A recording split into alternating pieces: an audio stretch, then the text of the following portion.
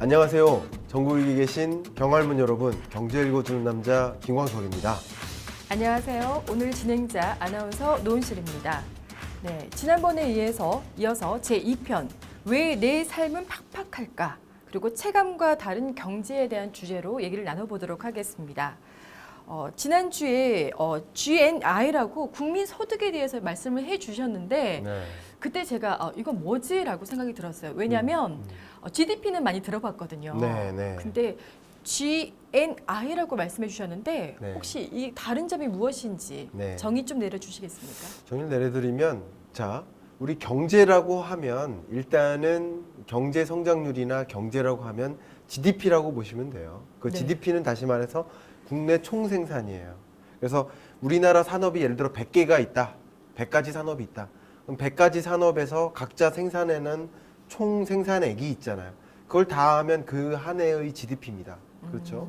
근데 그 GDP가 작년 대비 얼마나 증가했는가가 경제 성장률, GDP 증가율인 거고요. 근데 이제 GNI는 뭐냐면 국민 총소득이에요. 국민 총소득. 이거는 이제 기업 관점에서, 산업 관점에서 얼마나 생산을 했고 작년보다 얼마나 늘었는지 생산 규모가, 그게 이제 경제 성장률인데, 그것 때문에 내 삶은 팍팍하다고 느낄 수가 있어요. 첫 번째. 네네. 왜냐하면 기업의 총 생산은 일부가 수출이 될 수도 있고요. 네. 네. 그리고 기업의 총 매출이 될 수도 있지만 우리 국민의 소득으로 직접 전가되진 않거든요. 그렇죠. 기업의 이윤이 늘어나는 만큼 그 소득이 그대로 전가가 안 될 수가 있어요. 왜냐하면 국민의 총 소득은 4가지 종류의 소득이 있는데 근로소득이 있어요. 네. 일반 근로소득자가 받는 봉급이죠, 봉급. 네. 그게 근로소득이고요. 그리고 자영업자가 받는 사업소득이 있어요. 네. 물론 임대사업자도 사업소득이라고 볼 수 있어요. 그리고 재산소득이 있습니다. 재산소득은 자기 재산이 돈을 번 거예요. 네. 자기가 돈 벌었다기보다는 그래서 부동산 가격이 올랐다든가 주식 투자해서 그게 올랐다든가. 그리고 나머지 하나가 이전소득이에요. 이전소득은 돈을 누가 줄 수도 있잖아요. 네. 예, 그리고 정부가 줄 수도 있고요.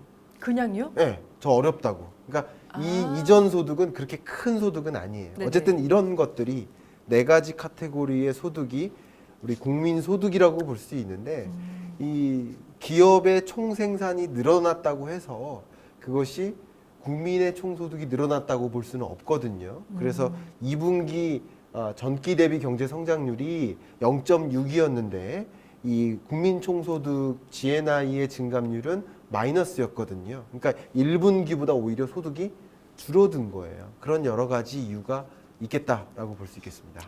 그래서 제 삶이 좀 팍팍해졌나 봐요. 저도 지금 네. 어떻게 보면 저는 사업소득을 지금 얻고 있는데요. 네, 제가 아나운서 아카데미를 운영하고 있으니까. 그렇죠. 근데 확실히 경제 성장률이나 국내 총 생산 GDP가 늘었다고 말씀하셨는데 네. 제가 느끼는 저의 소득은 지금 너무 현저히 수강생도 떨어졌고 그렇죠. 네. 체감적으로. 사업 소득이 너무 뚝 떨어진 게 저는 피부로 느껴지거든요. 오케이. 굉장히 중요한 말씀을 하셨는데 그런 관점에서 제가 두 번째로 왜 체감과 다른지를 좀 네. 설명드리고 싶은데 이제 나의 삶과 좀 입각해서 말씀을 드려보면 일반적으로 경제 성장 속도도 있고요. 더 중요한 것은 자산 가치의 증가 속도예요. 자산 가치. 자산 가치의 증가 속도보다 나의 소득의 증가 속도가 더 느려요. 일반적으로. 네네. 사업 소득의 증가 속도나 근로 소득의 증가 속도가 더 느려요. 나의 소득은 이만큼 증가했는데 그동안 집값을 이만큼 뛴 거예요. 그러니까 경제가 회복된다고 해도 나의 삶은 오히려 팍팍해질 수 있죠. 팍팍해요. 그러니까 이제 집을 소유한 사람들은 뭐 좋은데 전세 사는 사람들은 아무리 돈을 열심히 벌고 봉급이 올랐다고 해도 이미 집값은 더 많이 올라 있으니까. 네. 그렇죠. 그러니까 결국은 투자 의사 결정 측면에서 내 삶을 더 팍팍하지 않게 하기 위해서는 자산의 증가 속도보다 이 소득의 증가 속도가 느리기 때문에 언젠가 한 번쯤은 자산에 올라타는 필요가 있어요. 근데 그러려면 이 경제를 좀 알아야 되겠죠. 네. 맞아요. 부동산 경기 어떤 시점에 자산에 올라타야 되나, 그리고 어떤 종류의 자산을 내가 쥐어야 되나 하는 그런 투자 의사 결정 관점에서도 그런 고민이 필요하다고 보여집니다. 그런 관점에서 소득의 증가 속도가 자산의 증가 속도보다 느리기 때문에 이 경제가 회복되거나 침체되는 것보다 더 팍팍하게 느낄 수 있는 거죠. 네. 나의 체감 경기와 실제 경기가 다를 수 있겠다 볼 수 있겠습니다. 네, 말씀하신 것처럼 이렇게 자산이나 재산 소득을 증가로 인해서 나의 소득이 늘어나는 것을 바라는 게 모든 사람들 국민들의 로망이 아닐까 싶은데요. 솔직히 근로소득이나 사업소득 뭐 이런 것들은 우리가 막 열심히 일을 해야 되고 우리가 정말 땀 흘려서 막 힘들게 해도 크게 얻어지는 것들이 피부로 와닿지 않는데 이렇게 조금만 놔둬도 이렇게 재산이라든지 이전 소득 같은 거 자연스럽게 들어오는 이런 소득들이 조금 많아지려면 경제의 흐름이 말씀하신 것처럼 좋아야 네. 이것들도 다 들어오지 않을까 생각이 듭니다. 네, 그런 의미에서 지금 저희가 경제를 공부하고 있는데요. 네. 자, 그렇다면 요즘 제가 또 느끼는 것들이에요. 네. 왜 내 물가만 높게 느껴지는가? 네. 네. 그것도 역시 중요한 체감 경기와 네. 실제 경기가 다른 거. 체감과 다른 경제라고 볼 수 있겠는데요. 자, 물가 상승률은 계속 지속적으로 2%를 안 넘고 있어요. 물가는 굉장히 안정적이에요. 오히려 한국은행에서 생각하고 있는 목표 물가 네. 2에서 2.5%를 하회하고 있어요. 심지어. 그러니까 물가는 굉장히 안정적이에요. 그런데 내가 보기에는 굉장히 물가가 네. 빨리 오르고 있는데 왜 그럴까? 슈퍼마켓 가면 요즘에 물가가 너무 올랐다는 게 느껴지거든요. 네. 그것을 이제 설명드려 보면 자, 결국 굳이 말씀드리면 물가 상승률과 체감 물가가 차이가 있는 것인데요.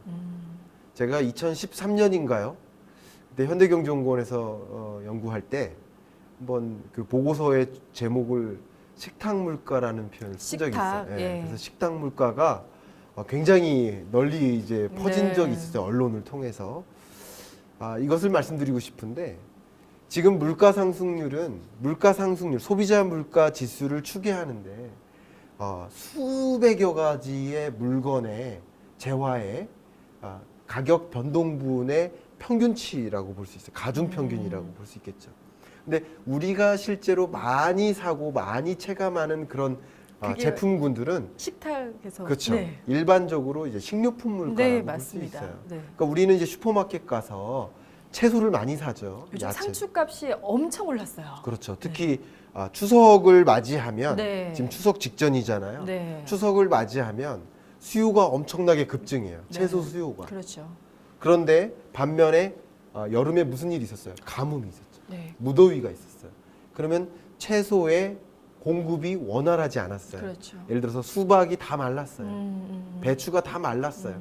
공급이 충분하지 않았어요.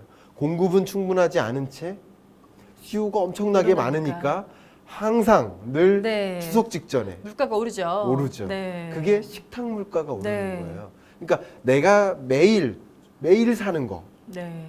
하루도 빠짐없이 매일 사는 거는 먹는 것들. 많이 오르고 내리는 네. 거예요. 많이 오르고 내린다. 네. 그러니까 많이 등락을 반복해요. 그러니까 내가 체감하기에 굉장히 많이 오르죠. 그러나 소비자 물가 지수를 추계할 때는 그런 것들이 굉장히 영향이 미미한 거예요. 굉장히 미미한. 그렇기 때문에 물가 상승률은 아직도 저물가인데 내가 체감하는 물가는 굉장히 고공행진하는 거죠. 이게 바로 물가 지표와 체감 물가 지표 간의 괴리다 이렇게 볼 수 있겠습니다. 네. 제 주변 사람들이 저에게 엔겔 지수가 높다 네, 이런 얘기를 네. 가끔 네. 자주는 아닙니다. 예. 가끔 듣는데요. 네. 쉽게 엔겔 지수에 대해서 조금 설명을 좀 해주시면 좋을 것 같아요.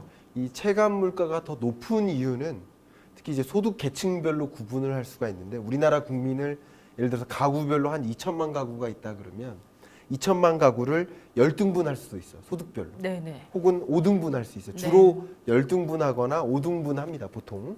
그럼 5등분을 기준으로 해보면 1분위 가구와 2분위 가구는 이제 저소득 계층이라고 볼 수 있고 4분위, 5분위 가구는 이제 고소득 계층이라고 볼 수 있겠죠. 네. 그리고 뭐 3분위 정도 혹은 2분위나 3분위의 일부가 중간? 중소득 네. 그렇죠. 가구라고 볼 수 있겠는데 엔겔 계수는 뭐냐면 이 가구별로 전체 소비 지출액이 있을 거 아니에요. 네. 물론 극단적으로 설명해 보면 고소득층은 전체 소비 지출액이 뭐 예를 들어서 500만 원이 한 달에. 네. 근데 저소득층의 소비 지출액은 50만 원밖에 안 돼요. 그런데 저소득층 가구의 소비 지출액에서는 식료품 소비 지출액이 막대한 비중을 차지합니다. 네. 그런데 고소득층의 경우에는 500만 원을 소비 지출하지만 그 중에 이 식료품 소비 지출액은 100만 원밖에 안 돼요. 그러니까 다시 말하면 전체 소비 지출액에서 식료품 소비 지출액이 차지하는 비중이 네. 고소득층일수록 낮아요. 왜 왜 그러냐고요? 먹고 사는 건 다 똑같은데. 네. 네. 왜냐하면 저소득층의 경우 굉장히 경알못스러운 질문이신데 답변을 드려보면 저소득층일수록 네. 자기 소비 지출의 전부가 먹고서 하는데요. 그렇죠. 의식주적인, 네. 그러니까 필수제라고 할 수 있겠죠. 의식주적인 소비 지출만 하는 거예요. 근데 고소득층의 경우에는 차도 멋있는 차를 끌고 기름도 많이 쓰고 그리고 문화 생활을 영유하고 스포츠, 골프, 테니스 이런 것을 즐기고 이런 데 소비 지출을 더 하는 거예요. 그렇죠. 그러니까 조금은 굳이 비유를 하자면 사치제적 소비 지출을 더 많이 해요.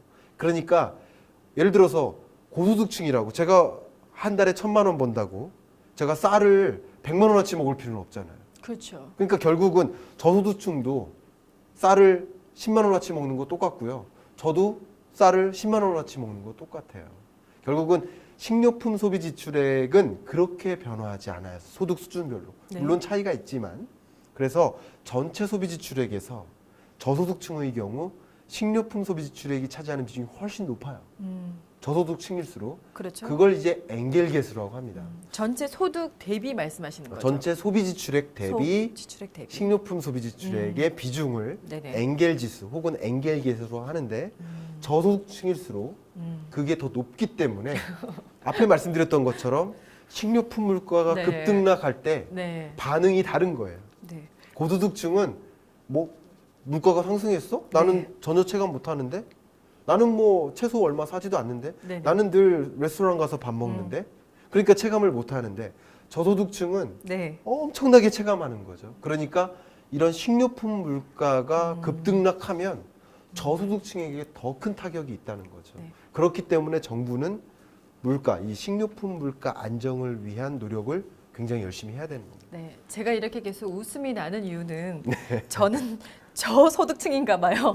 그래서 네. 말씀드려 보니까 저는 엔겔 지수가 높거든요. 예, 그러세요. 저는 먹는데 돈을 많이 쓰기 때문에 네.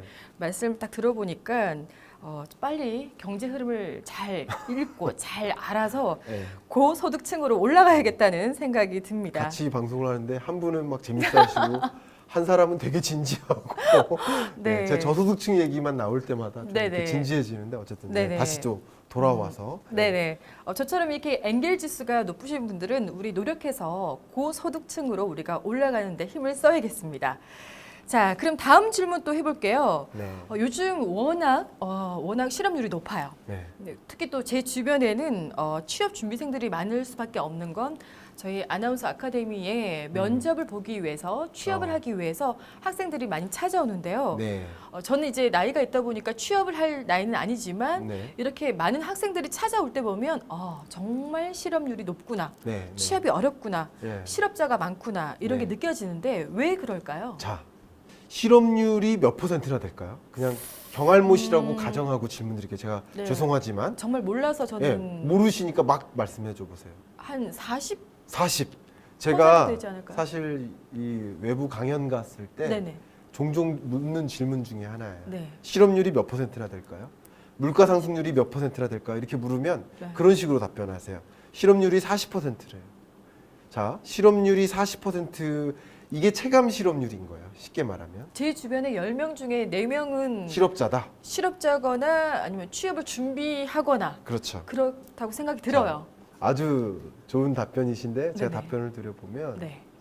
실제 실업률은 5%를 넘어본 적이 없어요. 네?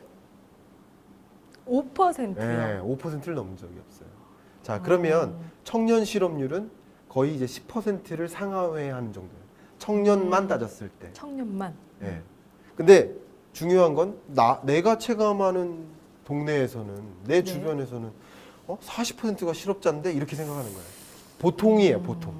대부분이 40% 정도 된다고 생각해요. 아, 그죠. 이게 내가 체감하는 경제와 실제 경제가 좀 다른 다르네요. 거예요. 자, 그 이유를 말씀드리면 네. 실업자의 정의가 다른 거예요. 아하. 내가 생각하는 실업자가 실제 실업자가 아닐 수 있어요. 첫 번째. 네네. 실업자의 정의는 굉장히 어려워요. 저도 네. 달달달 외우기가 어려워요. 네네. 어려운데 실업자가 되기가 굉장히 어려워요. 어렵다. 그 통계청이 통계를 정의해 놓은 거기 정해놓은 그 실업자예요? 실업자가 되는데 굉장히 어려움이 있어요. 아, 예를 들면 아까 좋은 말씀하셨는데 공감 아카데미에서 취업을 준비하는 네. 그 친구들은 많이 오니까. 네. 정의상 실업자가 아니에요.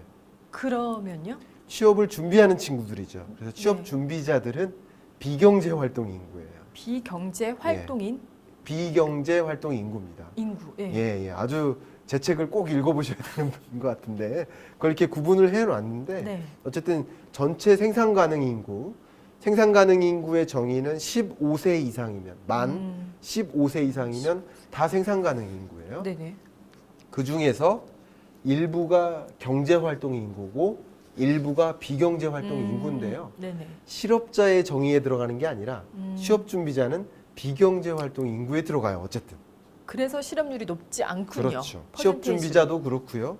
아예 구직을 단념해 버렸어요. 나는 안 되나 봐. 음. 역시 비경제 활동 인구에 들어가요. 아. 그리고 주변에 주부, 네네. 아기 보고 뭐 주부 다 역시 음. 비경제 활동 인구에 들어가요.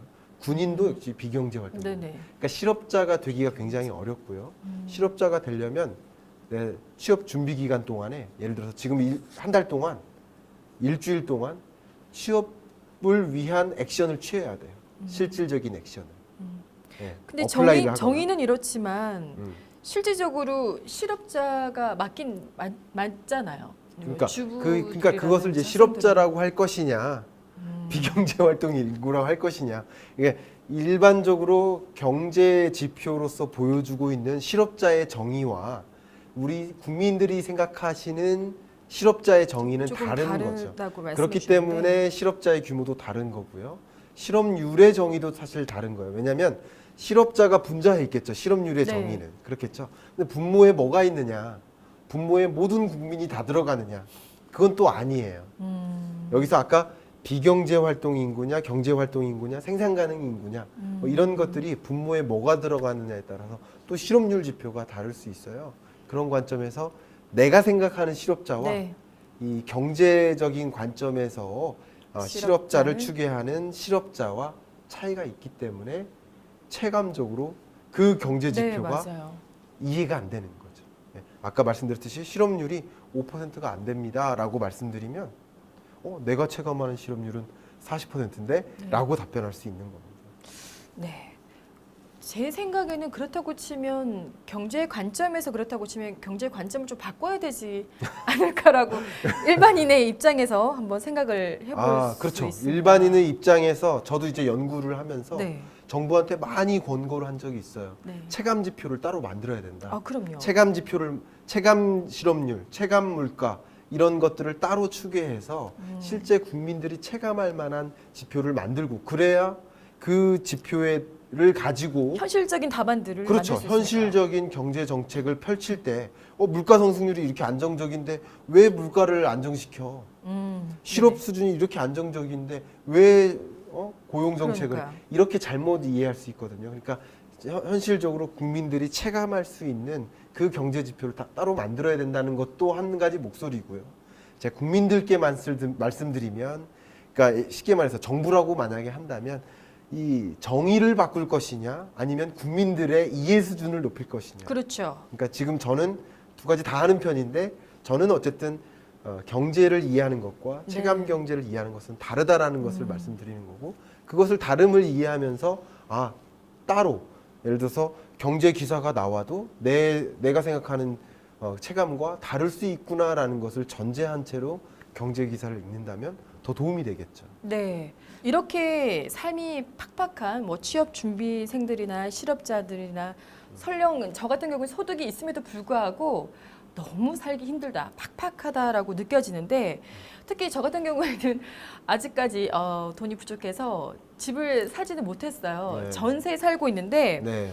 집을 사시는 분들 입장에서는 정말 더 이게 더 와닿을 것 같고 특히 전세 입장에서는 더더욱 삶이 어렵다라고 느껴지는데 네. 집값 보통 내가 사면 떨어진다 네. 보통 이렇게 제 주변 사람들이 얘기를 하곤 합니다. 네네. 왜 그럴까요? 뭐 집값도 그렇고요. 네. 주식 가격도 그렇고요. 내가 사면 내가 사면 왜 떨어지지? 희한하게 떨어져요. 네. 그러니까 역시 현실 경제와 내가 체감하는 경제가 다른 건데 자 답변을 들으면 원래 그런 겁니다.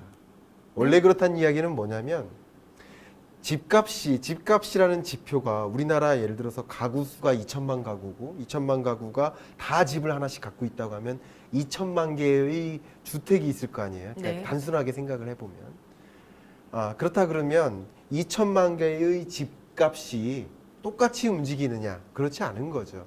그러니까 집값이라는 평균 주택가격 증감률이라는 지표는 2천만 개의 집이 있다 그러면 2천만 개의 집값의 평균치인 거죠. 근데 이것이 다 따로따로 움직이기 때문에 그렇습니다. 주가도 마찬가지예요. 코스피나 코스닥과 같은 전체 주식 종목들의 평균적인 증감률을 지수화한 값이 있다 그러면 이건 거시경제 지표죠. 그런데 내가 산 종목은 변동률이 이렇게 높죠. 그러니까 결국 이 평균치와 내가 고른 그 종목은 차이가 있을 수 있다라는 건데 그렇기 때문에 더더욱이나 이 거시경제 흐름을 이해하고 그리고 나는 어떤 종목을 고를지를 좀 고민을 해야 되는데 대표적인 현상이 이제 비동조화라고 하죠. 디커플링. 뭐냐면 수도권 집값과 지방권 집값의 가격이 따로 움직이고 있습니다. 네. 그리고 수도권에서도 서울과 그 밖의 경기도권 집값이 따로 움직이고 있어요. 서울 집값도 역시 강남구냐, 송파구냐, 강북 무슨 구냐 이 구마다 가격이 따로 움직이고 있어요. 지금 최신의 동향은 송파구와 강동구가 가장 높게 상승하고는 있습니다. 현재로서는. 어쨌든 이렇게 다 따로따로 움직이는 것들을 총망라해서 보여주는 것이 거시경제 지표고 이 각각들 내가 체감하는 집값의 어떤 변동 혹은 내가 체감하는 주식값의 변동 이것은 미시지표다 이렇게 이해하면 좀 좋을 것 같아요. 그래서 왜 내가 사면 떨어져라는 생각은 역시 평균에 근저해서 내가 생각하는 것이 아니라 내가 갖고 있는 물건에 대해서만 고민을 하기 때문에 그런 건데요. 역시 전체를 이해하고 그 안에서 내가 갖고 있는 내 주변의 어떤 경제를 같이 이해해 나간다면 훨씬 좀 좋은 바른 의사결정을 할 수 있다고 볼 수 있어요. 단순히 부동산에 가서 집값을 알아보고 집을 전세나 구입을 할 것이 아니라 경제 전체적인 흐름을 알아야지만 내 집값을 올릴 수 있고 네. 나중에 나올 때 더 네. 많은 수익을 얻을 수 있다 이렇게 말씀해 그럴 수 주셨습니다. 있겠죠. 네. 경제 기사들이 많이 납니다만 경제가 좋아질 것이다, 경제가 지금 너무 어렵다, 다양한 기사들이 나오고 있어요. 네. 이런 경제 기사와 내 삶은 또 다른 것 같아요. 네. 네. 사실 저도 이제 여러 칼럼들을 쓰고 있는데 칼럼을 쓸 때는 네. 그리고 기자들이 기사를 쓸 때는 당신의 가구의 경제 지표를 가지고 얘기하지 않아요. 그럼요. 경험해본 여러분, 당신 가구의 경제 지표를 가지고 얘기하지 않아요. 당신 소득이 지난달 얼마 됐고 다음 달 얼마 됐는지를 가지고 얘기하지 않아요. 네. 거시경제 지표를 가지고 얘기를 하죠. 거시. 그러니까 거시경제 지표의 흐름과 나의 경제 지표의 흐름이 다를 수 있어요. 다름을 인정하고 가는 것이 편합니다. 인정을 하고 가면 어떻게? 인정하고 경제 지표가 어떻게 움직이는지를 이해하고 그 안에서 나의 가구는 이렇게 움직인다는 것을 다름을 이해하고 가는 것이 더 중요할 수 있어요. 미리 그래서 왜 이 지표랑 나랑 따로 놀지 하고 반문을 제기하는 것보다는 전체 평균적인 가중 평균적인 경제 흐름은 이런데 그 안에서 나는 이렇구나라고 이해하는 것이 좋지. 그것을 나는 이런데 그거 말도 안 돼라고 부정하는 것보다는 이렇게 다름을 인정하는 것이 더 중요할 것 같아요. 그리고 네. 또 경제 기사를 이해하는데 굉장히 중요한 팁을 몇 가지 드리면 네. 경제 기사들이 잘못 지표를 이해하고 경제 기사를 쓰는 기자들도 많이 있어요, 사실. 그러면 안 되는데요. 안 되죠. 안 되는데 예를 들면 가격 증감률을 봤을 때 자, 집값이 지난달에 100원이었어요. 그 이번 달에 105원이 됐어요. 그리고 다음 달에 110원이 됐어요. 네. 그러면 이 달 동안 5원 올랐고 5원 올랐죠. 네. 가격이 똑같이 오른 거예요. 그죠? 그렇죠. 그런데 이때는 5% 오른 거예요. 100에서 105원으로. 네. 근데 계산이 좀 어렵지만 105원에서 110원으로 올 때는 5%가 안 되게 오른 거예요. 그렇죠. 그렇죠? 네. 분모가 더 커졌으니까. 그러니까 이게 증가율이, 가격의 상승률이 떨어진 거예요. 근데 가격의 상승률이 떨어졌다라고 잘 적시해 놓은 기사를 보고 나는 가격이 떨어졌다고 떨어졌다구나. 인정하는 경우도 있어요. 그건 잘못된 판단이고요.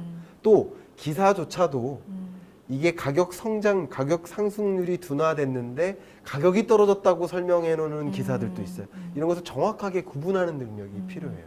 뭐 이런 것과 같이 아마 지난주에 설명한 것처럼 뭐 경제 성장률을 전년 동기 대비로 비교를 하느냐, 전기 대비로 비교를 하느냐, 이게 다 다른데 마치 전기 대비 경제 성장률 갖고만 이해한다든가 이런 식으로 이제 어떤 목적을 가진 기사들도 있을 수도 있고요. 그 기사를 쓰면서 그 해당 경제 지표를 잘못 이해하고 기자가 기사를 쓸 수도 있어요. 혹은 경제 전문가들도 그거는 마치 모르고 이렇게 쓸 수도 있어요. 근데 우리는 스스로 똑똑해져서 네. 잘못된 기사는 좀 걸러내고 나가 주체적으로 경제를 이해한다면 경제 기사가 왜 잘못됐나라는 것을 비판적으로도 좀 볼 수도 있고 또 내 삶과는 다를 수 있음을 인정하고 기사를 읽는다면 경제 기사가 더 잘 읽힐 수 있다고 볼 수 있어요. 네. 이렇게 체감과 다른 경제에 대해서 얘기를 나눠봤는데요. 네. 본인이 느끼는 게 경제와 다르다 이럴 때는 전체적인 경제 흐름을 공부해야 된다. 결론은 이거죠. 그렇죠. 그리고 전체적인 경제 흐름을 보고 당연히 내가 생각하는 내가 처해 있는 경제와 전체 국가 경제적인 그 경제가 다를 수 있음을 네. 이해하고 그래서 그렇게 흐르는가 보다. 그럼 나도 그렇게 가야지. 나는 오히려 더 잘 가야지. 네. 이런 생각을 갖고 이제 가게를 운용한다면 더 현실적인 그런 경제 기사도 이해하고 더 현실적인 나의 가게 운용도 되지 않을까? 뭐 그렇게 생각해 봅니다. 그래서 이렇게 이해하시려고 경제 읽어주는 남자 이렇게 많은 시청자분들이 함께 하고 계신 거 아니겠습니까? 네. 네. 오늘은 왜 내 삶은 팍팍할까? 체감과 다른 경제에 대한 주제로 얘기를 나눠봤습니다.